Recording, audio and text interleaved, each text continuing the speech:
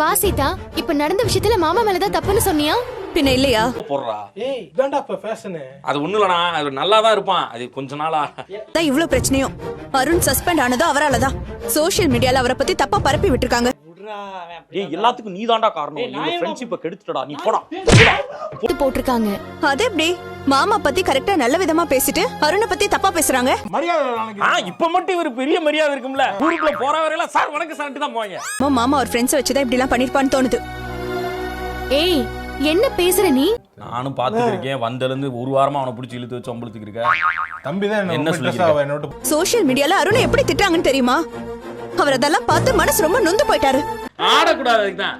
அதாவது ஆடியது ஒரு ஆட்டம் என்று ஆடாதவர் சொல்வது ஒன்று என்று சொல்லுவாங்க. ஏன் இப்படி எல்லாம் பண்றாரு மாமா?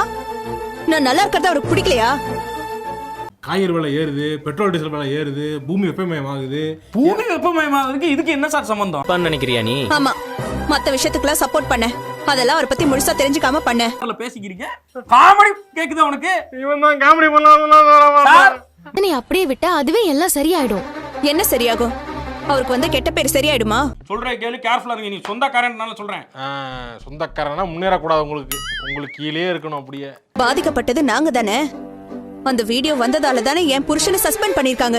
3ன்னு வைக்கலாம். முடிஞ்சு போச்சு. குழப்பணும் முடிவு பண்ணிட்டீங்க. அதான் கிடையாது தம்பி. அது கரெக்டா இருக்கும்னு சொல்லுவேன். ஆனா இப்ப உன் புருஷனை யாரோ மூணாவது மனுஷனை சொல்ற மாதிரி சொல்றேன்.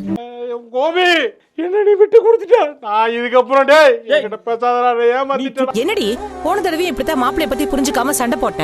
போன வாட்டியும் அருண் மாமா தான் தப்பு பண்ணாரு. ஆனா உனக்கு என்ன பிடிக்காதுன்னு ரொம்ப ஸ்ட்ராங்கா எனக்கு தெரியும். என்னதுடா? என்ன பிடிக்காதுல்ல உனக்கு? அப்படி பண்ணிட்டாரு, அதுக்கு நானே அவரை திட்டிட்டேன். ஆனா இந்த தடவை என் புருஷன் மேல தப்பு இல்ல.